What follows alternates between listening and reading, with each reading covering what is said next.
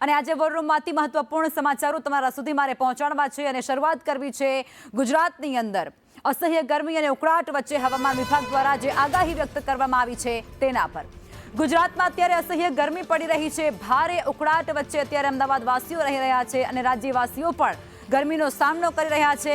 હવામાન વિભાગે આગામી 30 મે 31 મે અને 1 જૂનના રોજ વરસાદની મોટી આગાહી વ્યક્ત કરી છે। વાતાવરણમાં ટ્રફ પસાર થવાના કારણે સૌરાષ્ટ્ર, ઉત્તર અને દક્ષિણ ગુજરાતના વિવિધ જિલ્લાઓમાં 30 થી 40 કિલોમીટરની ઝડપે પવન ફૂંકાવવા સાથે જ માવઠું પણ વરસી શકે છે। આગાહી મુજબ 30 અને 31 મેના રોજ બનાસકાંઠા, સાબરકાંઠા, અરવલ્લી, મહીસાગર, દાહોદ અને પંચમહાલમાં વરસાદની શક્યતા છે, જ્યારે 1 જૂને છોટાઉદેપુર અને ભાવનગરમાં પણ મેઘમહેર થઈ શકે છે। જો કે આ દરમિયાન રાજ્યમાં મહત્તમ તાપમાન 40 થી 41 ડિગ્રીની આસપાસ રહેશે। બફારો પણ રાજ્યભરમાં વધી શકે છે। इसमें 26 से लेकर 29 मई तक मौसम आमतौर पर शुष्क रहने का पूर्वानुमान दिया गया है, लेकिन उसके आगे जो 30 मई से लेकर 1 जून तक इक्का दुक्का स्थानों में हल्का से मध्यम बरसात होने का संभावना रहेगा और जो इसके साथ बारिश के साथ मेघ गर्जना भी संभावना है और इसके साथ बिजली का भी संभावना रहेगा। अभी जो डिस्ट्रिक्ट हम 30 मई को बता रहे हैं साबरकांठा, अरावली और महासागर के लिए दिया गया है। उसके आगे 31 मई को ये 3 डिस्ट्रिक्ट के साथ पंचमहल और दाहोद ऐड हो जाएगी ये गुजरात रीजन में, और 1 जून को दोनों रीजन गुजरात रीजन और सौराष्ट्र कच्छ दोनों रीजन में इक्का दुक्का स्थानों में हल्का से मध्यम बरसात और जो बिजली गिरने का संभावना रहेगा मेघ गर्जना के साथ, और जो स्पीड है 40 से 50 किलोमीटर प्रति घंटा बोला है। जो डिस्ट्रिक्ट आएगा छोटाउदेपुर, बनासकांठा ऐड हो जाएगी, साबरकांठा, अरावली, महासागर के साथ, और सौराष्ट्र कच्छ में अमरेली और भावनगर के लिए दिया गया है। આ સાથે જ દેશમાં ચોમાસાને લઈને પણ સૌથી મોટા સમાચાર। આજે ચોમાસું કેરળમ ખાતે પહોંચે તેવી શક્યતા છે। હવામાન વિભાગે આ મોટી જાહેરાત કરી દીધી છે। કેરળમમાં અપાયું છે ભારે વરસાદનું એલર્ટ, જેમાં ખાસ કરી આજે તિરુવનંતપુરમ, કોલ્લમ અને અર્નાકુલમમાં એલર્ટ આપવામાં આવ્યું છે વરસાદને લઈ। 28 મે થી 3 જૂન સુધી કેરળમાં ભારે વરસાદ થઈ શકે છે।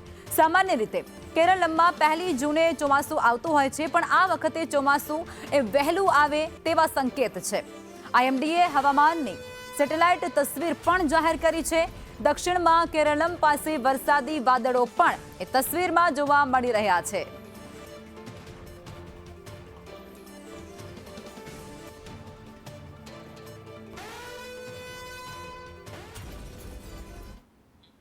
અને આજ મુદ્દે સહયોગી કૃષ્ણા જે ન્યૂઝરૂમથી અમારી સાથે લાઈવ જોડાઈ ચૂક્યા છે, એમની પાસેથી વધુ વિગતો મેળવ્યું છે। કૃષ્ણા, દેશમાં ચોમાસાનું આગમન આ વખતે વહેલું થવાનું છે અને તેને લઈ ખાસ આગાહી વ્યક્ત થઈ છે, શું છે અપડેટ?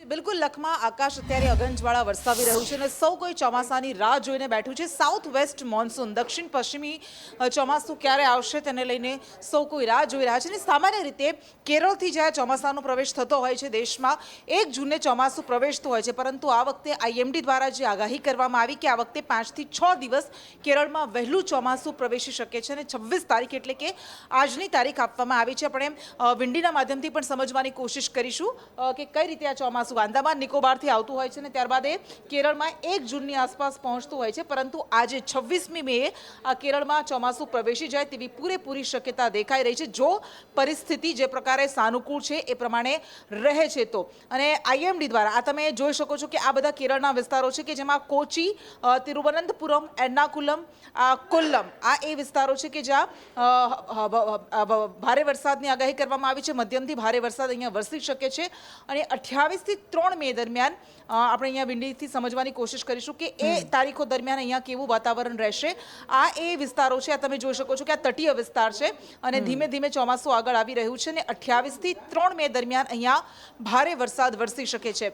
એટલે આ બંગાળની ખાડીમાં પણ વરસાદની આગાહી કરવામાં આવી છે। આ ઉપરાંત આ જે તટીય વિસ્તારો છે વેસ્ટર્ન ઘાટ પાસેના ત્યાં વરસાદની આગાહી કરવામાં આવી છે અને આ ઉપરાંત લક્ષદ્વીપ સહિતના જે વિસ્તારો છે એમાં પણ વરસાદની ભારે આગાહી કરવામાં આવી છે અને કેરળમાં જ્યારે ચોમાસું પ્રવેશતો હોય છે, ગુજરાતમાં આપણે અત્યારે જોઈ રહ્યા છીએ એ રાહ જોઈ રહ્યા છે કે ગુજરાતમાં ચોમાસું ક્યારે પ્રવેશશે. અત્યારે તો આગાહી કરવામાં આવી છે વરસાદને લઈને, પરંતુ એ પ્રી મોન્સૂન એક્ટિવિટીના ભાગરૂપે છે. પરંતુ આધિકારિક રીતે કેરળમાં ચોમાસું પ્રવેશે એના પછી 15 દિવસ પછી ગુજરાતમાં ચોમાસું આવતું હોય છે. એટલે ગુજરાતમાં અત્યારે ખેડૂતો ચોમાસાની રાહ તો જોઈ રહ્યા છે, પણ દક્ષિણ ગુજરાતની અંદર જે માફ કરશો દક્ષિણ ભારતની અંદર જે ચોમાસું આવવાનું છે તેમાં પવનને લઈને પણ કોઈ આગાહી કરવામાં આવી છે કૃષ્ણા?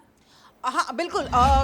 ભારે ઝડપે પવન ફૂંકાશે એવી આગાહી કરવામાં આવી છે. એની ગતિ 60 થી 70 કિલોમીટર પ્રતિ કલાકની રહી શકે છે. એટલે બહુ વધારે ન કહેવાય, પરંતુ મધ્યમ ગતિએ પવન ફૂંકાશે એવી આગાહી છે. અને આ ઉપરાંત જે આગાહી વરસાદને લઈને કરવામાં આવી છે, અત્યારે કેરળમાં તો ચોમાસું પ્રવેશશે, પરંતુ આ સાથે જે અન્ય તટીય વિસ્તારો છે, જેમ કે ગોવા છે, કોંકણ એરિયા છે, મહારાષ્ટ્રના તટીય વિસ્તારો છે, એમાં પણ, અને આ ઉપરાંત કર્ણાટકના તટીય વિસ્તારોમાં પણ વરસાદની આગાહી કરવામાં આવી છે. લખમાં જી કૃષ્ણા, આભાર જણાવવા બદલ.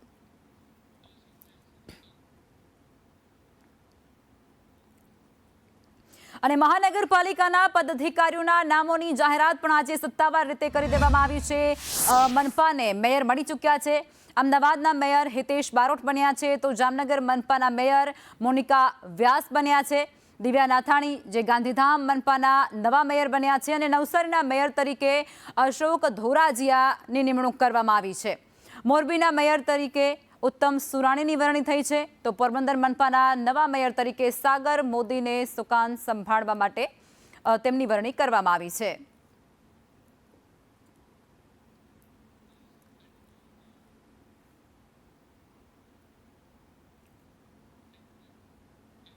અને હવે વિગતવાર વાત કરવી છે. મહેસાણા મહાનગરપાલિકામાં નવા હોદ્દેદારોની વરણી કરવામાં આવી છે. સોનલ ઓઝાને મેયર તરીકે, તો રમેશ રાજપૂતને ડેપ્યુટી મેયર તરીકે અને દીપક પટેલને સ્ટેન્ડિંગ કમિટી ચેરમેન તરીકે, ઉપરાંત વિશાલસિંહ ઠાકોરને પક્ષના નેતા અને અનિલ દેસાઈને દંડક તરીકે પસંદ કરવામાં આવ્યા છે. વરણી પ્રસંગે મહાપાલિકાના સભ્યો તથા આગેવાનો ત્યાં ખાસ હાજર હતા. આ નવા હોદ્દેદારોને શુભેચ્છાઓ પણ પાઠવવામાં આવી અને શહેરના વિકાસ માટે સંકલ્પ પણ વ્યક્ત થયો.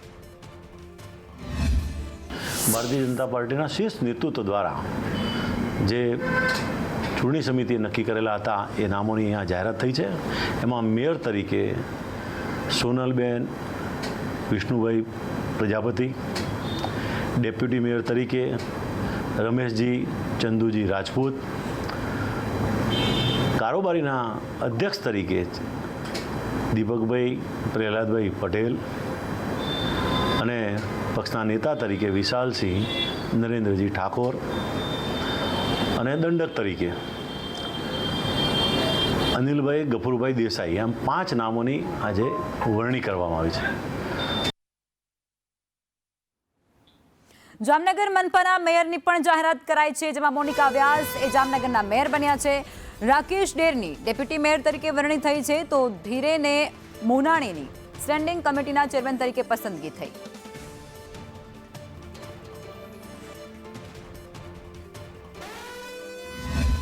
જામનગરમાં ભારતીય જનતા પાર્ટીએ જે મારા પર વિશ્વાસ મૂક્યો છે, એ વિશ્વાસને હું એને નહીં જવા દઉં.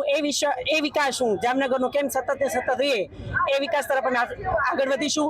અને કેન્દ્રમાં અને રાજ્ય સરકારની જે ડબલ એન્જિનની સરકાર જે વિકાસને આગળ ધપાવી રહી છે, એ વિકાસને અમે આગળ ધપાવતા રહીશું.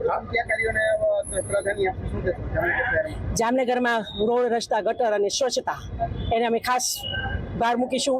અને કેમ એનું સારામાં સારું જામનગર હરિયાળું બને એનું અમે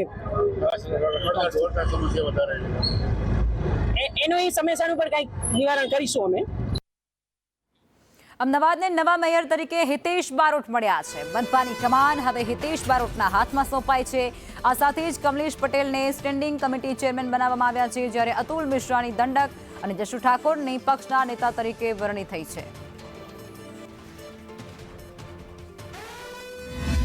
માન્ય નરેન્દ્રભાઈ અને માન્ય ગુજરાત પ્રદેશના મુખ્યમંત્રી શ્રી અને માન્ય સાંસદ શ્રી અમિતભાઈએ જે વિશ્વાસ મૂક્યો છે એ વિશ્વાસમાં ખરો ઉતરવાનો 100% પ્રયાસ કરીશ. ક્યાંય પણ ઉણપ ના રહે એ ભગવાનને પ્રાર્થના. આપ તો અગાઉ પણ આપને અનુભવ રહ્યો છે કોર્પોરેશનનો, અને ખાસ ઓલિમ્પિક અને એ બધી ગેમો પણ આપના સમયગાળા દરમિયાન હવે આવશે. જે કોઈ આવશે માન્ય નરેન્દ્રભાઈ દ્વારાથી જે કંઈ મળવાનું છે એ અમદાવાદ શહેર માટે મળવાનું છે અને અમદાવાદ શહેર સર્વશ્રેષ્ઠ દેખાવ કરશે એવી પ્રયાસ કરીશ. વર્ષોથી ભારતીય જનતા પાર્ટીમાં અને સંઘમાં શરૂઆત કર્યા પછી હવે તેઓ કોર્પોરેશનમાં અગાઉ સ્ટેન્ડિંગ કમિટીના ચેરમેન પણ રહી ચૂક્યા છે. આ વખતે 2.5 વર્ષ માટે મેયર તરીકેની ટર્મ એમને આપવામાં આવી છે. અંજુબેન શાહને ડેપ્યુટી મેયર તરીકેનું પદ છે તે આપવામાં આવ્યું છે. અને એ જ પ્રકારે પાર્ટીએ કમલેશ પટેલ કે જેઓ ખોખરાથી કોર્પોરેટર છે એમને સ્ટેન્ડિંગ કમિટીના ચેરમેન તરીકે એમનું નામ છે, તો અતુલ મિશ્રાને પક્ષના દંડક તરીકે અને પક્ષના નેતા તરીકે, જશુ ઠાકોર કે જેઓ પ્રદેશ શહેર સંગઠનમાં મહામંત્રી તરીકે પણ તેઓ છે અને એમને આ 5 મુખ્ય હોદ્દાઓ છે તે આપવામાં આવ્યા છે. હું આભાર માનીશ મારા ભાજપ પરિવારને કે એટલો વિશ્વાસ મૂક્યો એમને મારા ઉપર, અને બધા ભેગા થઈને એ કામ કરીશું. ભારતીય જનતા પાર્ટીના શીર્ષ નેતૃત્વએ આજે મારી સ્ટેન્ડિંગ કમિટીના ચેરમેન પદે વરણી કરી છે. તે બદલ હું આદરણીય વડાપ્રધાન શ્રી નરેન્દ્રભાઈ મોદી સાહેબ, ગૃહ અને સહકારિતા મંત્રી આદરણીય અમિતભાઈ શાહ સાહેબ, પ્રજાવત્સલ મુખ્યમંત્રી આદરણીય ભૂપેન્દ્રભાઈ પટેલ સાહેબ અને અમદાવાદની સતત ચિંતા કરતા એવા પ્રદેશના અધ્યક્ષ શ્રી જગદીશભાઈ વિશ્વકર્મા સાહેબ, અમદાવાદના પ્રમુખ શ્રી પ્રેરકભાઈ શાહ સાહેબ અને મોવડી મંડળના તમામ લોકોનો હું હૃદયપૂર્વક આભાર માનું છું. ચેલેન્જ છે પણ ચેલેન્જનો સામનો કરવા માટે અમારી નવી ટીમ તત્પર છે. અમદાવાદના નવા મેયર હિતેશ બારોટે મહત્વનો નિર્ણય કર્યો છે. સત્તાવાર નિવાસ સ્થાનનો ઉપયોગ તેઓ નહીં કરે અને સરકારી સુવિધાઓ પણ નહીં લે. પોતાની વ્યવસ્થાથી તેઓ કામ ચલાવશે. સરકારી વાહનોનો ઉપયોગ તેઓ નહીં કરે. આ સાથે જ પોતાના વાહનથી જ તેઓ અવરજવર કરશે. એટલું જ નહીં, મેયર બંગલામાં પણ તેઓ નહીં જાય રહેવા માટે. તરીકે તો ફેસિલિટી કોઈ લેવાનો આ સુધી વિચારે નથી અને ભવિષ્યમાં પણ કદી થવાનો નથી કોઈ પણ જગ્યાએ. હું થલતેજમાં બુડકદેવ ગામનો સરપંચ હતો થી લઈ શરૂઆત કરેલી અને એપીએમસીનો વાઇસ ચેરમેન પણ રહ્યો છું, ડિસ્ટ્રિક્ટ બેંકમાં પણ રહ્યો છું. કોઈ પણ સંસ્થાઓ, સહકારી સંસ્થાઓમાંથી મેં આજ સુધી ક્યારેય વાઉચર લીધું નથી અને લેતો નથી. આવનાર દિવસમાં મેયર તરીકેની જે સવલતો મળવાની છે, અહીંયા પ્રજા સમક્ષ રહેવા સિવાય, પ્રજાને ચા પાણી સિવાય અમદાવાદ શહેરનું મારા માટે કોર્પોરેશનની જે કોઈ સુવિધા મળે છે એ મારા માટે કોઈ કામની નથી. ગાંધીધામ મહાપાલિકાના સર્વોચ્ચ પદો માટે આખરે સત્તાવાર જાહેરાત કરી દેવાય છે. ગાંધીધામ મનપાના પ્રથમ નાગરિક એટલે કે મેયર તરીકે દિવ્યાબેન નાથાણીના નામ પર આખરી મહોર લાગી. આ સાથે જ ડેપ્યુટી મેયર તરીકે નવીન જરૂની વરણી કરવામાં આવી છે અને મનપાની તિજોરી એટલે કે સ્ટેન્ડિંગ કમિટી ચેરમેન પદનો મહત્વનો તાજ એ તેજસ શેઠને શિરે મૂકવામાં આવ્યો.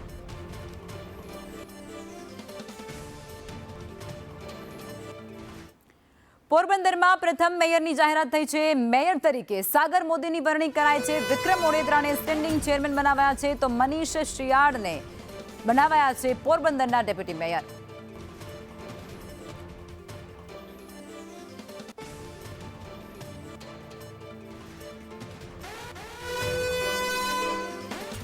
અને આ તરફ નડિયાદ મહાનગરપાલિકામાં પણ વરણી કરાય છે. મેયર તરીકે મનીષ પટેલની અને ડેપ્યુટી મેયર તરીકે કલ્પેશ રાવળની વરણી કરાય છે. સ્ટેન્ડિંગ ચેરમેન બન્યા છે પરાગ બારોટ.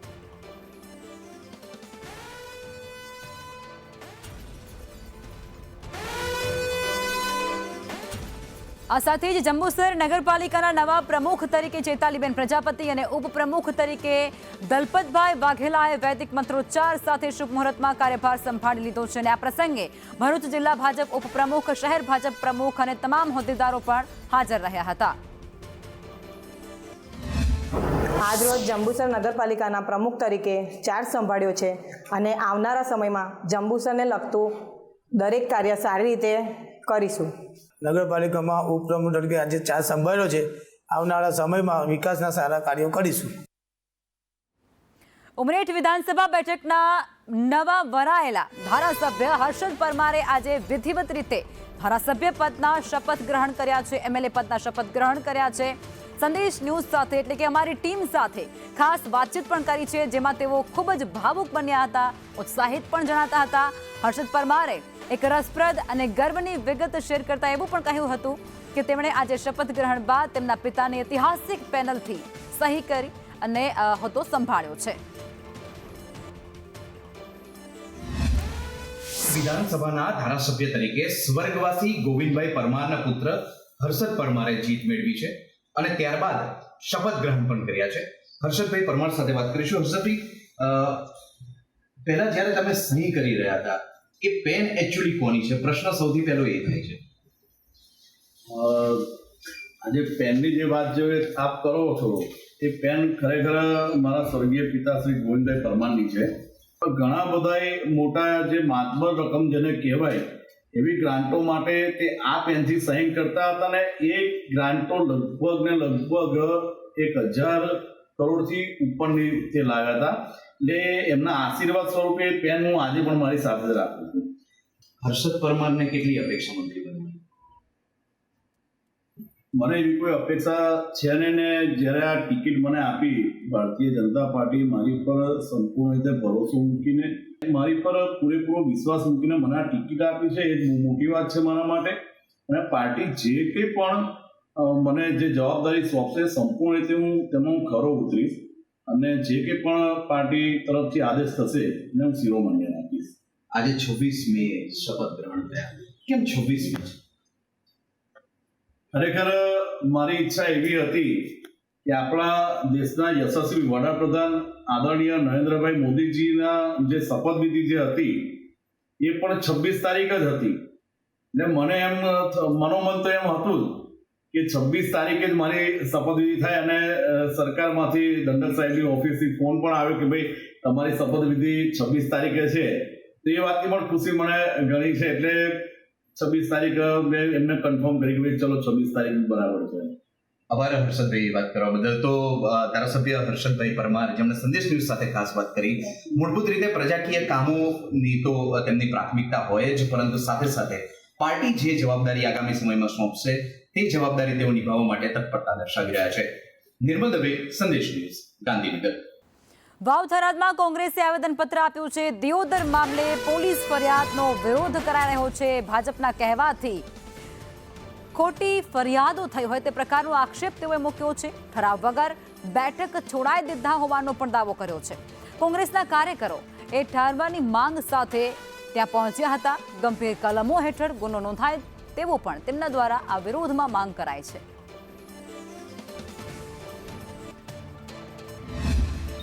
કોઈ પણ કારણ વગર એમને ચૂંટણી મુલતવી રાખી. કાયદો અને વ્યવસ્થા બરોબર જળવાતું નથી એ બાના હેઠળ કરીને એમણે ચૂંટણી મુલતવી રાખી. હવે એમના શાસનની અંદર કાયદો અને વ્યવસ્થા ન જળવાય એ શાસક પક્ષનો પ્રશ્ન છે, એમાં વિપક્ષનો કે કોઈ તાલુકા પંચાયતના ચૂંટાયેલા સભ્યોનો નથી. છતાં પણ એમને તાલુકા પંચાયત કોંગ્રેસની ન બને એના માટે કરીને આ પ્રયત્નો કર્યા. એમાં વહીવટી તંત્ર પૂરેપૂરું સામેલ, સરકારના જે કાંઈ એમને આદેશ આપવાવાળા લોકો હોય. પણ આજે અમે કલેક્ટર સાહેબને મળ્યા છીએ, અહીંયા જિલ્લાના પોલીસ વડાને પણ મળ્યા છીએ. આવતીકાલે ચૂંટણી એ ન્યાય રીતે ચૂંટણી થાય, તાલુકા પંચાયતના સભ્યોને પૂરું પ્રોટેક્શન મળે અને ચૂંટણી અધિકારી તટસ્થ રીતે ચૂંટણી કરે એ માટેની વાત પણ અમે કલેક્ટરશ્રીને આવતીકાલ માટે કરીને વાત કરી છે. વડોદરાની MS યુનિવર્સિટીની લો ફેકલ્ટીમાં બેઠકો વધારવાની માંગ સાથે NSUI દ્વારા ભારે હોબાળો મચાવવામાં આવ્યો. વિદ્યાર્થીઓ અને કાર્યકરોએ કેમ્પસમાં નકલી નોટો ઉડાડી અને તંત્ર સામે અનોખો વિરોધ પ્રદર્શિત કર્યો. આ હલ્લાબોલ વચ્ચે ફેકલ્ટીના ડીને સ્પષ્ટતા કરી છે કે પૂરતા શિક્ષકોની અછત હોવાને કારણે ગુજરાત બાર કાઉન્સિલ નવી બેઠકો માટે મંજૂરી આપી નથી શકતી. વિરોધ પ્રદર્શન ઉગ્ર બનતાની સાથે જ આખા વાતાવરણને શાંત પાડવા માટે યુનિવર્સિટી સુરક્ષા કર્મચારીઓ અને પોલીસનો કાફલો ઘટના સ્થળે પહોંચ્યો હતો. આ વિવાદને કારણે એડમિશન ઈચ્છતા વિદ્યાર્થીઓમાં ભારે ચિંતા જોવા મળી છે. Faculty has its own setup. Now, as far as the Faculty of Law is concerned, it cannot unilaterally increase the seats. For increasing the seats, the sanction from the Bar Council of India is required. And the Bar Council of India will give me sanction only when I am fulfilling their basic and the minimum conditions. So once I have now written a letter to the head office addressing it to the Deputy Registrar ADE, and also I will be giving a copy of it to the Vice Chancellor sir. And after that, once the sanction for the છેલ્લા 3 વર્ષથી NSYની રજૂઆત છે કે MS યુનિવર્સિટીની લો ફેકલ્ટીમાં LLB વિભાગમાં seat વધારવામાં આવે, પરંતુ NSYની રજૂઆત આ ક્યાંક ને ક્યાંક આ ફેકલ્ટીની ડીન ધ્યાને લેતી નથી. અમદાવાદમાં પણ ભારે વિવાદ બાદ આખરે RTEના વિદ્યાર્થીઓને પ્રવેશ ધોરણ 9માં આપવામાં આવશે. મણિનગરની ડિવાઇન બર્ડ્સ સ્કૂલમાં RTEના વિદ્યાર્થીઓએ ધોરણ 1 થી 8 સુધીનો અભ્યાસ કર્યો, પરંતુ એ જ વિદ્યાર્થીઓને ધોરણ 9માં પ્રવેશ ન આપતા વિવાદ થયો. વાલી મંડળે શિક્ષણ મંત્રી સમક્ષ રજૂઆત કરતાની સાથે આખરે જિલ્લા શિક્ષણ અધિકારીએ પ્રવેશ માટે આદેશપત્ર આપી દીધો છે. રાજ્ય સરકારે ફટકાર લગાવતા આખરે તમામ 35 વિદ્યાર્થીઓને પ્રવેશ મળશે. પ્રોસેસ અમે ચાલુ કરી દીધી છે. જે કન્ફ્યુઝન હતું એ ક્લિયર કરી દીધું છે, એટલે આજથી એડમિશન પ્રોસેસ ચાલુ થઈ ગઈ છે. સો એના માટે કોઈ ઇશ્યુ નથી અને કોઈ ટેન્શન નથી. થોડુંક એ લોકોના ભણતરમાં અને રિઝલ્ટમાં એમાં ડાઉટ હતો, એટલે એ લોકોને એવી રીતના હતું કે ભાઈ તમારી લેંગ્વેજ બેરિયર છે કે કંઈ બી ઇશ્યુ હોય તો એ ક્લિયર કરી દઈએ, but that is clear now. So now admission process has been started. કેટલા બાળકોને એડમિશન આપવાનું જેટલા છે એ બધા જ છે, 8 to 9 જેવા છે. વર્ષમાં પહેલા સ્કૂલમાં RTE હેઠળ ધોરણ 9માં પ્રવેશ આપવામાં ઇનકાર કરવામાં આવ્યો હતો, જો કે વિરોધ પણ કરવામાં આવ્યો હતો અને તપાસના આદેશ આપવામાં આવ્યા હતા, જો કે DEO તરફથી અને ગાંધીનગર શિક્ષણ વિભાગ તરફથી એક્શન લેવામાં આવ્યું, જ્યારે સ્કૂલના સત્તાધીશોની શાન ઠેકાણે આવી અને આખરે હવે વિદ્યાર્થીઓને પ્રવેશ આપવા માટેની પ્રોસેસ છે જે શરૂ કરવામાં આવી છે. વાલીઓ આપણી સાથે છે, એમની સાથે જ વાત કરીએ. પહેલાં જે પ્રકારે સ્કૂલનું વર્તન હતું અને એડમિશન માટેની મનાઈ કરવામાં આવતી હતી, હવે કયા પ્રકારની પ્રોસેસ માટે તમને બોલાવવામાં આવ્યા હતા? અમે એકચ્યુઅલી મારે બેબી 1 થી 8મા ધોરણમાં અહીંયા ભણી RTEમાં. 9માં આ લોકો એડમિશન નહોતા આપતા, પણ અમે ગાંધીનગર સચિવાલય ગયા, ત્યાં અમે એકતાવાલી મંડળનો સપોર્ટ મળ્યો અને ત્યાંથી પ્રિન્સિપલ સાહેબનો બી સપોર્ટ મળ્યો અને હવે એડમિશન આપવાનું હા પડે છે. પહેલાં કેટલા નાટકો કર્યા હતા, કેટલી હેરાનગતિ થઈ હતી, હવે આ જ ઉદાહરણ દ્વારા અન્ય વાલીઓને પણ હેરાનગતિ નહીં થાય એવું કહી શકાય? હા, કહી શકાય છે, કારણ કે હવે એ લોકો હેરાન નહીં કરે અને એડમિશન આપવા માટે રાજી થઈ ગયા છે. સમાચારોમાં આગળ વધીએ. ખેડામાં મહેમદાવાદના વાટવાડીમાં કેનાલમાં ભ્રષ્ટાચાર મામલે ફરી એકવાર ખેડૂતો મુશ્કેલીમાં મુકાયા છે. સંદેશ ન્યૂઝના અહેવાલ બાદ ભ્રષ્ટાચારગ્રસ્ત આ કેનાલ તોડી પાડવામાં આવી અને નવી બનાવવાની કામગીરી પણ શરૂ તો કરી દેવાઈ હતી, પરંતુ હવે કોન્ટ્રાક્ટર છેલ્લા 10 દિવસથી સિમેન્ટ સહિતના સામાન સાથે ગાયબ થઈ જતાની સાથે જ આખું કામ એ અત્યારે બંધ થઈ ગયું છે, ઠપ છે. ચોમાસું નજીક હોવાને કારણે ખેડૂતોમાં સિંચાઈ માટે પાણી નહીં મળવાની ચિંતા પણ વધી છે. 2.76 કરોડના ખર્ચે 4 કિલોમીટર લાંબી કેનાલ નવેસરથી બનાવવાની હતી, પરંતુ હાલ આ કામગીરી એ આખી જ અટવાઈ ગઈ છે અને આ કામગીરી અટવાતા ખેડૂતોમાં રોષ પણ ભારોભાર વ્યાપી ગયો છે. ખેડૂતોનો આક્ષેપ કંઈક એવો છે કે સિંચાઈ વિભાગ યોગ્ય દેખરેખ રાખવામાં સદંતર નિષ્ફળ રહ્યું છે અને કોન્ટ્રાક્ટરને બચાવવાનો પ્રયાસ પણ થતો હોય તેવા પણ ગંભીર આક્ષેપો ત્યાંના ખેડૂતો લગાવી રહ્યા છે.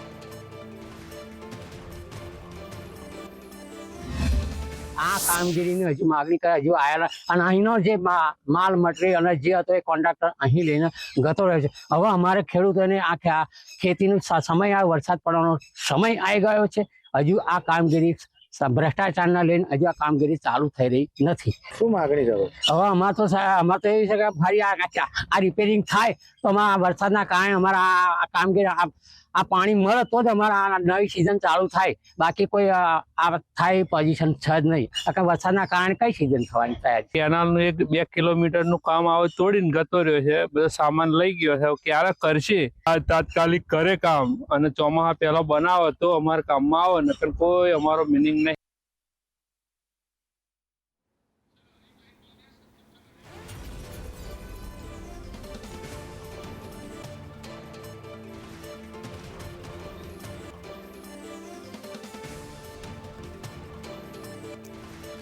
અને આજ મુદ્દે સંવાદદાતા સંદીપ અમારી સાથે જોડાયા છે, તેમની પાસેથી વધુ વિગતો મેળવીશું. સંદીપ, ખેડૂતોને પડ્યા ઉપર પાટું જેવી સ્થિતિ ત્યાં સર્જાય છે, ભ્રષ્ટાચારનો બોલતો પુરાવો ત્યાં સામે આવ્યો છે અને કોન્ટ્રાક્ટરોને છાવરવામાં આવતું હોય તેવો પણ એક મોટો મુદ્દો અને ગંભીર આક્ષેપ છે. વિગતો શું?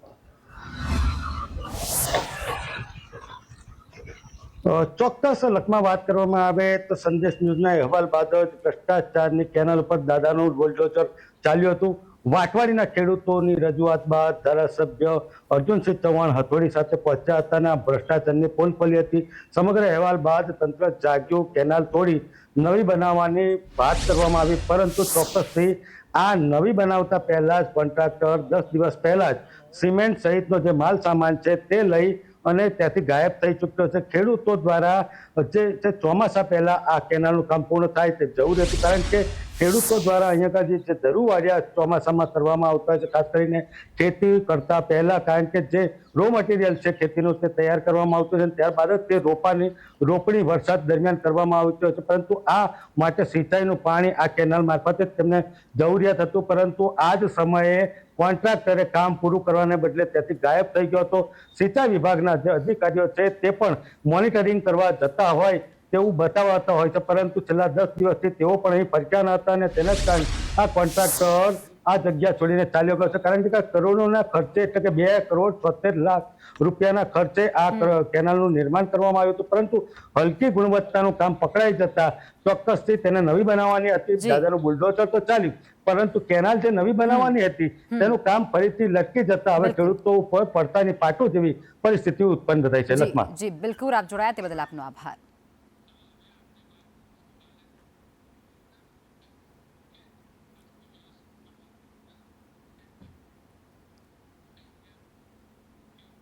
અને હવે વાત કરવી છે રાજકોટના સૌથી મોટા સમાચાર. બાલાજી વેફર્સ ફેક્ટરીથી ગ્રામજનો અત્યારે ખૂબ પરેશાન છે. રાજકોટમાં સંદેશ ન્યૂઝના રિયાલિટી ચેકમાં સૌથી મોટો ધડાકો થયો છે, ઘટસ્ફોટ થયો છે.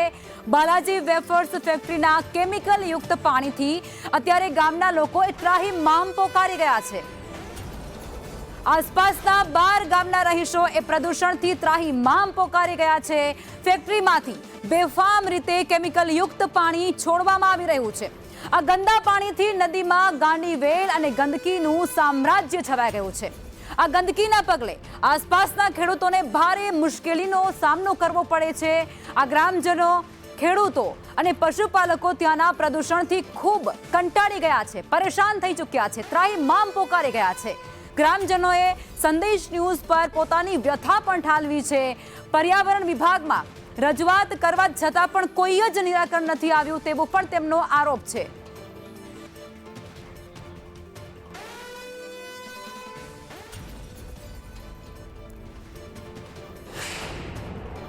અમારે આ 2 કંપની છે, કટારિયા અને બાલાજી. એ 2 કંપનીનું પાણી આમાં આવે છે, બધું બગાડનું પાણી બધું આમાં આવે. ગાંડી વેલ જામી ગઈ. અમારો કોઈ માલ ઢોર પશુપાલન કોઈ આમાં પાણી પી શકતું નથી.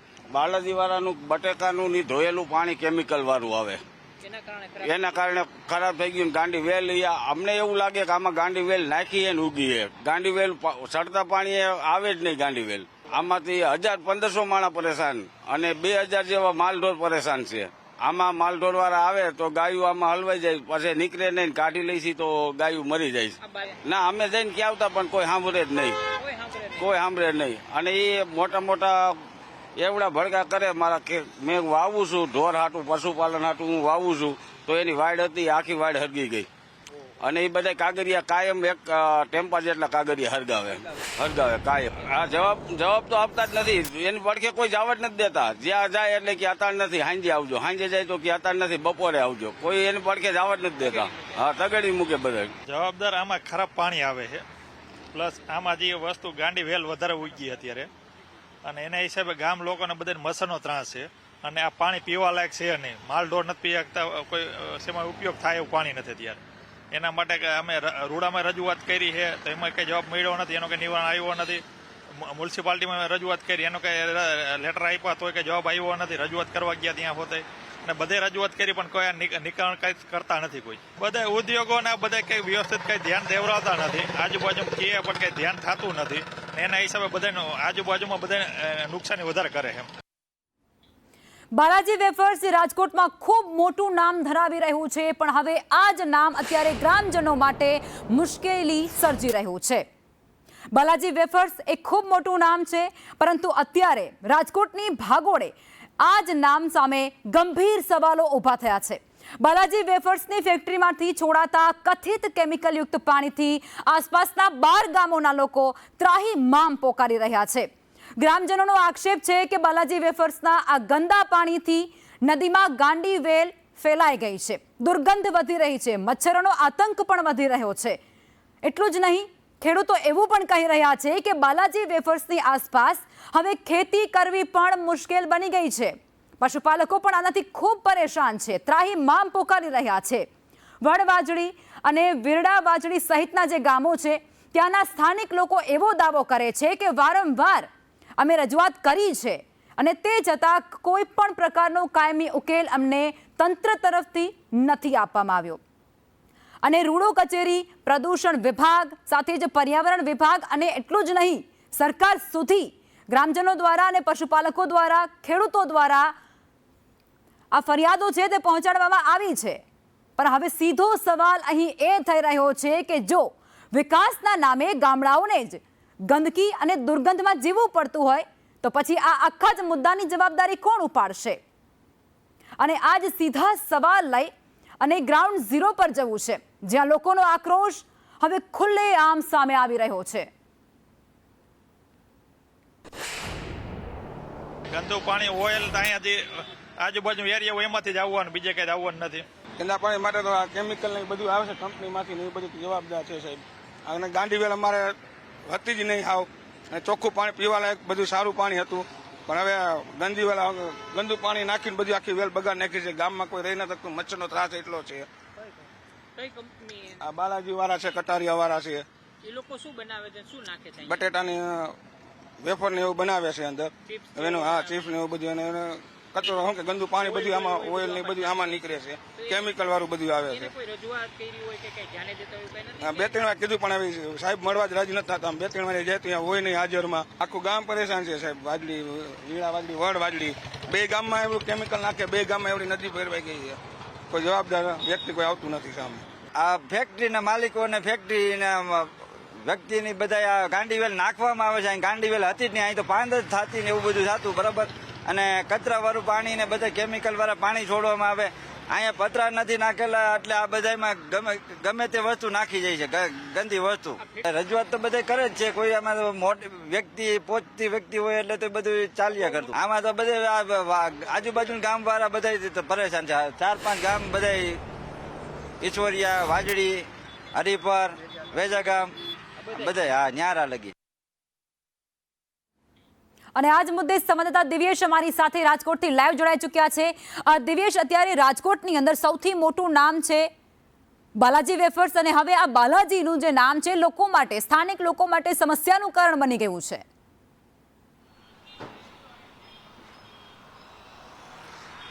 આ ચોક્કસ લખમાં વાત કરવામાં આવે તો જે બાલાજી નમકીન છે તે સમગ્ર રાજ્યભરમાં પોતાનું નમકીન આપે છે, પરંતુ તેનું જે યુનિટ છે કાલાવડ રોડ ઉપર આવેલું જે વાગુદળ ગામ છે તેની નજીક તેનું યુનિટ આવેલું છે. યુનિટની આજુબાજુના જે 12 ગામડાઓ છે ત્યાં આ બાલાજી વેફરનું જે નમકીન છે તેનું જે કેમિકલયુક્ત પાણી છે તે નદીમાં છોડવામાં આવે છે. તેના લીધે જે 12 ગામો છે ત્યાં કેમિકલયુક્ત પાણી જાય છે. તેના લીધે તેની ખેતી પણ નથી થઈ શકતી કે નથી તે પાણી ઢોરા જે માલધારીઓ છે તે પોતે ઢોર રાખતા હોય છે, ઢોર પણ આ પાણી નથી પી શકતા. આ કેમિકલ યુક્ત પાણી એટલું તીવ્ર દુર્ગંધવાળું હોય છે કે તેના લીધે આ નદીમાં છે તે ગાંડીવેલનું સામ્રાજ્ય જોવા મળી રહ્યું છે, જ્યાં મચ્છરોનો ત્રાસ છે. આ સમગ્ર બાબતે ગ્રામજનો છે, સરપંચ છે, તેના દ્વારા જે રાજકોટ મહાનગરપાલિકા છે તેમાં રજૂઆત કરવામાં આવી હતી, રૂડામાં રજૂઆત છે તે કરવામાં આવી હતી, અને જે પ્રદૂષણ બોર્ડ છે તેને પણ રજૂઆત કરવામાં આવી હતી. કોઈ પણ ઇન્ડસ્ટ્રીઝ હોય પોતાનું જે કેમિકલયુક્ત પાણી છે તેને નિયમ મુજબ છોડવાનું હોય છે, અને તે અંગે ફરિયાદ કરવામાં આવે તો તેના ઉપર પગલાં છે તે લેવામાં આવતા હોય છે. પરંતુ અહીં એક પણ વખત જે ગ્રામજનો છે તેના દ્વારા રજૂઆત કરવામાં આવી છે બાલાજી નમકીન વિરુદ્ધ, પરંતુ બાલાજી નમકીન છે તેના વિરુદ્ધ એક પણ પ્રકારના પગલાં છે તે લેવામાં નથી આવ્યા. ગ્રામજનો છે તેના દ્વારા આક્રોશ કરવામાં આવી રહ્યો છે. ત્યારે સંદેશ ન્યૂઝ છે તે પોતાની હરહંમેશ જવાબદારી છે તે નિભાવતું આવ્યું છે. સંદેશ ન્યૂઝ છે તેના દ્વારા ગ્રાઉન્ડ રિયાલિટી ચેક કરવામાં આવ્યું હતું. તેમાં જે દ્રશ્યો છે તે સામે આવ્યા હતા કે જે બાલાજી નમકીન છે તે પોતાનું કેમિકલયુક્ત પાણી છે, જે દુર્ગંધયુક્ત પાણી છે તે નદીમાં તે ડાયરેક્ટ છોડી દે છે. આ નદીમાં પાણી છોડી દેતું હોવાથી જે આસપાસના જે 12 ગામો છે, હરિપર, ઈશ્વરીય સહિતના 12 ગામો છે કે ત્યાં અત્યારે ખેતી કરવી પણ મુશ્કેલ બની છે. માલધારીઓ છે તે પણ પોતાની વ્યથા છે તે ઠાલવી રહ્યા છે, પોતાની વેદના કહી રહ્યા છે. અનેક વખત રજૂઆત કરવામાં આવી છે, પરંતુ તંત્ર છે તેના દ્વારા એક પણ પ્રકારની નક્કર કાર્યવાહી છે તે કરવામાં નથી આવી. ત્યારે સૌથી મોટો એ સવાલ છે કે જે બાલાજી નમકીન છે તેને આ હક કોને આપ્યો કે જે 12 ગામના ખેડૂતો છે તે અત્યારે ખેતી પણ નથી કરી શકતા, કેમ કે જે કૂવામાંથી જે પાણી ખેંચવામાં આવતું છે તે નદીનું જ પાણી હોય છે, પરંતુ આ નદીમાં કેમિકલ યુક્ત પાણી છોડતા હોવાથી ખેતી કરવામાં પણ અત્યારે મુશ્કેલીનો સામનો છે તે કરવો પડી રહ્યો છે. ગુજરાત પ્રદૂષણ બોર્ડ છે તેમાં પણ અનેક વખત રજૂઆત કરવામાં આવી છે, પરંતુ હજી સુધી એક પણ પ્રકારના નક્કર પગલાં છે તે લેવામાં નથી આવ્યા. લખમાં બિલકુલ દિવ્યેશ, આ કોઈ 1 કે 2 દિવસનો મુદ્દો નથી, આ અસંખ્ય દિવસોનો મુદ્દો છે, વર્ષોનો મુદ્દો છે, અને આખરે આ તમામ વ્યક્તિઓ ત્યાંના રહેણાંકના જે સ્થાનિક લોકો છે તે કંટાળી ગયા છે અને હવે તે ત્રાહિમામ પોકારી ગયા છે. પણ સૌથી મોટો સવાલ અહીં દિવ્યેશ એ ઊભો થાય છે કે આટલી મોટી સમસ્યા છે, વિકરાળ પરિસ્થિતિ છે, પણ આ બધા વચ્ચે તંત્ર શું કામ ત્યાંના સ્થાનિક લોકોની મદદે નથી આવતું?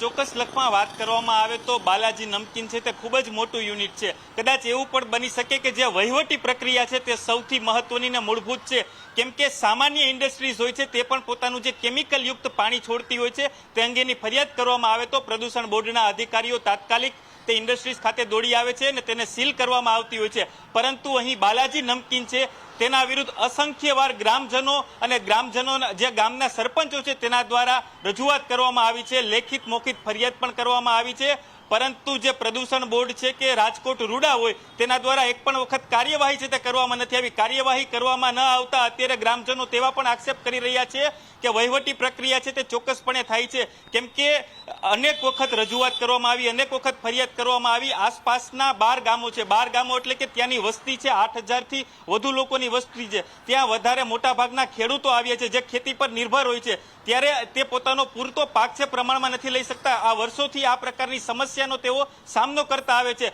પ્રદૂષિત પાણી છોડવામાં આવતા જે આ કેમિકલ વાળું પાણી છે તે નદીમાં ભળી જતું હોય છે અને નદીમાં ભળી જવાથી જે પાક છે પાકને વ્યાપક પ્રમાણમાં નુકસાન થાય છે, ઊભો પાક છે તે બળી જતો હોય છે. આવી અનેક પ્રકારની રજૂઆત છે તેમના દ્વારા ખેડૂતો છે તેના દ્વારા પણ કરવામાં આવી છે, માલધારીઓએ પણ આ પ્રકારની રજૂઆત કરી છે. ત્યારે બાલાજી નમકીન છે તેના દ્વારા વહીવટી પ્રક્રિયા કરવામાં આવતી હોય તેવા સ્થાનિકોએ આક્ષેપ લગાવ્યા છે, કેમ કે આ પાણી છે તે અત્યારે ઝેર બની ગયું છે. નથી તો આ પાણી ઢોર આપી શકતા અને આ પાણી ઢોરના પીવાથી ઢોરના પણ મૃત્યુ થયા છે, તે પ્રકારના આક્ષેપ છે તે માલધારીઓ દ્વારા કરવામાં આવે છે. ત્યારે સૌથી મોટી વાત એ છે કે ખેડૂતો છે તેને બાલાજી નમકીનના લીધે પોતાનો પાક છે તે નથી લઈ શકતા. બાલાજી નમકીન તો પોતાનું નમકીન છે તે રાજ્યભરમાં વેચી રહ્યું છે, પરંતુ તેનું ઝેર છે તે આસપાસના જે આ 12 ગામોમાં ફેલાઈ ગયું છે ને જે આના ખેડૂતો છે તે અત્યારે લાચાર બન્યા છે, છેલ્લા ઘણા સમયથી પોતાની ખેતી છે તે પણ નથી કરી શકતા. લખમાં બિલકુલ દિવ્યેશ, આપ અમારી સાથે જોડાયેલા રહેજો, પણ આ બધા વચ્ચે એક મોટા સમાચાર એ છે દિવ્યેશ કે જીપીસીબીના અધિકારી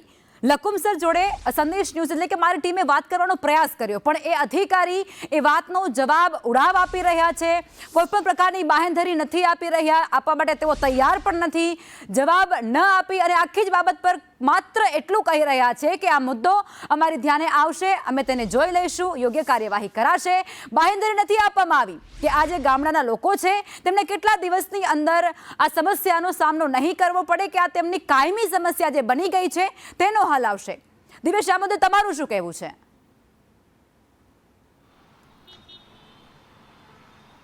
ચોક્કસ લખમાં ગ્રામજનો જે વાત કરી રહ્યા છે તે ક્યાંક હવે સાચી પડી રહી હોય તેવું લાગે છે, કેમ કે આપણી ટીમ છે તેના દ્વારા જે જીપીસીબીના અધિકારીઓ છે તેના સાથે પણ વાત કરવામાં આવી, પરંતુ કાર્યવાહીના બદલે તેના દ્વારા ઉડાવ જવાબ આપવામાં આવ્યો છે કે અમારા સુધી વાત પહોંચશે તો અમે અમારી રીતે જોઈ લેશું.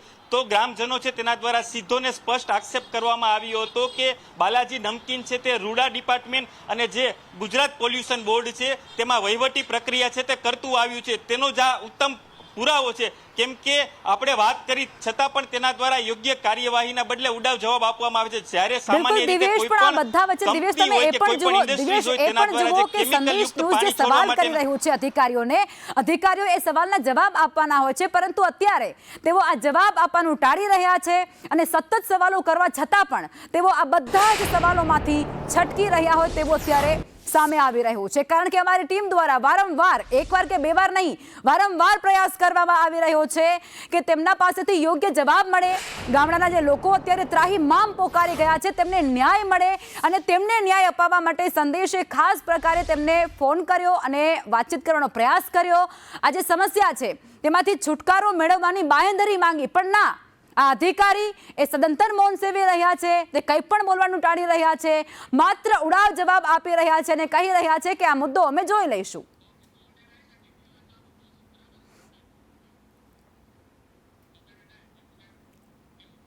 આ ગામડાઓનો સવાલ માત્ર ગંદા પાણીનો નથી, આ સવાલ છે આરોગ્યને અને ખેતીનો. એટલું જ નહીં, લોકોના જીવનના અધિકારનો પણ આ મોટો સવાલ છે. ગ્રામજનો હવે સ્પષ્ટ માંગ કરી રહ્યા છે કે તાત્કાલિક આ ખૂબ મોટા મુદ્દાની તપાસ થાય, જવાબદારો સામે કાર્યવાહી થાય અને કાયમી ધોરણે ઉકેલ લાવવામાં આવે. હવે જોવું એ પણ રહેશે કે તંત્ર એ બાલાજી વેફર્સના વિરુદ્ધ ફરિયાદોને કેટલી ગંભીરતાથી લે છે અને લોકોને રાહત ક્યારે મળશે.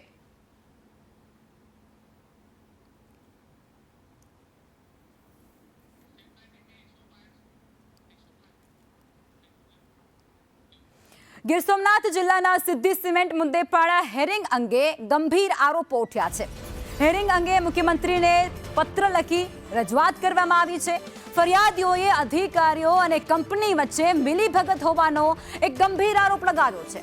તેમનું કહેવું કંઈક એવું છે કે માત્ર કાગળ પર હેરિંગ દર્શાવવામાં આવી છે, પરંતુ સ્થાનિક લોકોની સમસ્યાઓ સાંભળવામાં નથી આવી. સચિવ વિક્રાંત પાંડે સાથે મુલાકાત કરી અને આ મુદ્દે રજૂઆત કરવામાં આવી હતી. જો રજૂઆત સાંભળવામાં નહીં આવે તો હાઈકોર્ટનો દરવાજો ખખડાવવા સુધારની ચેતવણી આપી દેવાય છે. આ લીઝની મુદત પૂર્ણ થઈ હોવાનો ઉલ્લેખ પણ અહીં કરવામાં આવ્યો છે.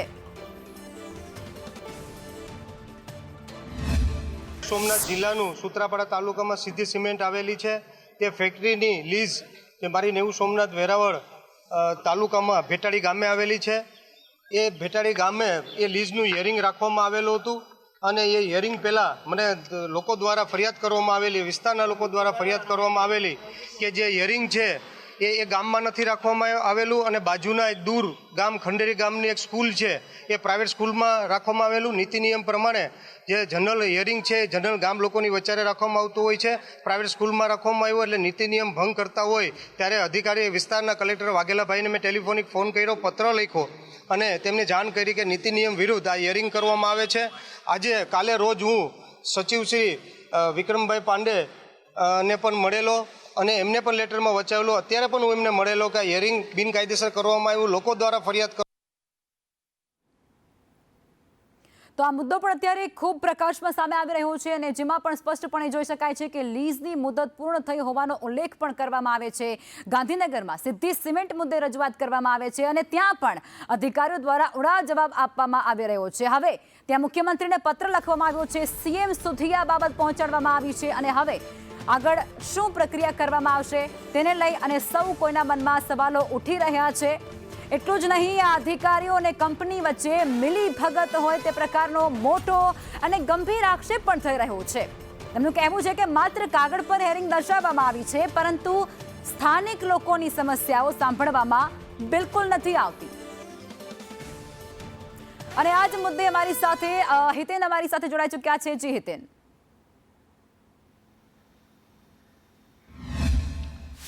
બિલકુલ, જુઓ, સિદ્ધી સિમેન્ટનો આ વિવાદ જે છે તે ગાંધીનગર સુધી હવે પહોંચ્યો છે. કોંગ્રેસના જે ધારાસભ્ય છે વિમલ ચુડાસમા, તેમને આજે મુખ્યમંત્રી કાર્યાલયનો સંપર્ક કર્યો, તેમને એક રજૂઆત કરી છે.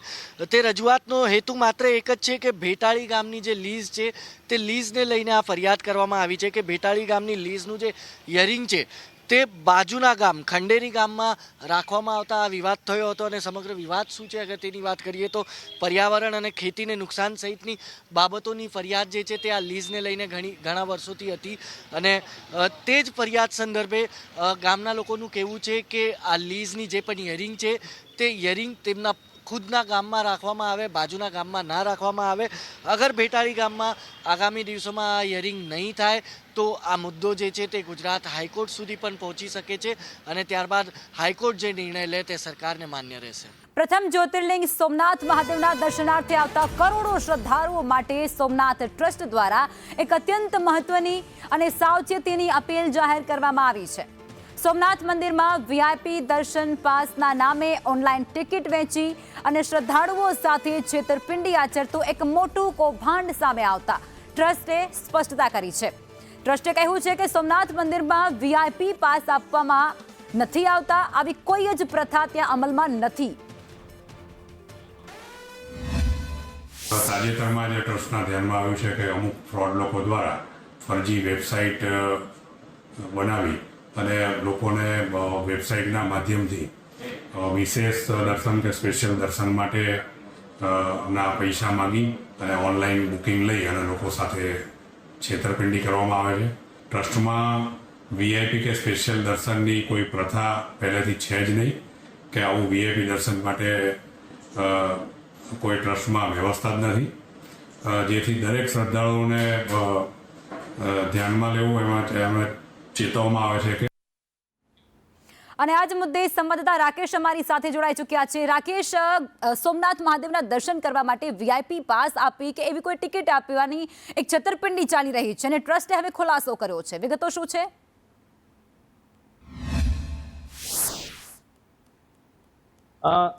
આપને જણાવું તો યાત્રાધામ સોમનાથમાં અગાઉ રૂમ બુકિંગના નામે આવા અનેક ફ્રોડ થઈ ચૂક્યા છે, જેની પોલીસ ફરિયાદ પણ થઈ ચૂકી છે. હવે જે સાયબર ગઠિયાઓ છે જે તેમણે નવી એમો અપનાવી હોય તેવું લાગી રહ્યું છે. વીઆઈપી દર્શનના નામે ઓનલાઈન છેતરપિંડી અને ઓનલાઈન પૈસા ઉઘરાવવામાં આવતા હોવાનું ટ્રસ્ટના ધ્યાને આવ્યું છે. ટ્રસ્ટ દ્વારા આ મુદ્દે સુરક્ષા એજન્સીઓને પણ જાણ કરવામાં આવી છે અને તપાસનો ધમધમાટ પણ શરૂ કરી દેવામાં આવ્યો છે. અને આજ માટે સોમનાથ મંદિર ટ્રસ્ટ દ્વારા યાત્રાળુઓને ખાસ ચેતવણી આપવામાં આવી છે કે સોમનાથ મંદિરમાં ખાસ કરીને આવા વીઆઈપી દર્શન કે વીઆઈપી પાસની કોઈ જ વ્યવસ્થા નથી, જેથી કરીને કોઈ શ્રદ્ધાળુ અથવા યાત્રાળુએ ઓનલાઈન છેતરપિંડીનો ભોગ ન બનવો, ક્યાંય પેમેન્ટ ન કરવું. આ ઉપરાંત રૂમ બુકિંગમાં પણ આ પ્રકારની અનેક છેતરપિંડીઓ ચાલી રહી છે. સોમનાથ ટ્રસ્ટની ફેક વેબસાઇટ બનાવીને આ પ્રકારે છેતરપિંડી થઈ રહી છે, ત્યારે સોમનાથ ટ્રસ્ટ દ્વારા હવે ચેતવણી આપવામાં આવી છે અને ખાસ કરીને સોમનાથ ટ્રસ્ટની અધિકૃત વેબસાઇટ somnath.org ઉપરથી જ પૂજા વિધિ અને રૂમ બુકિંગ કરાવવા માટે અનુરોધ કરવામાં આવ્યો છે. જી બિલકુલ, આભાર રાકેશ.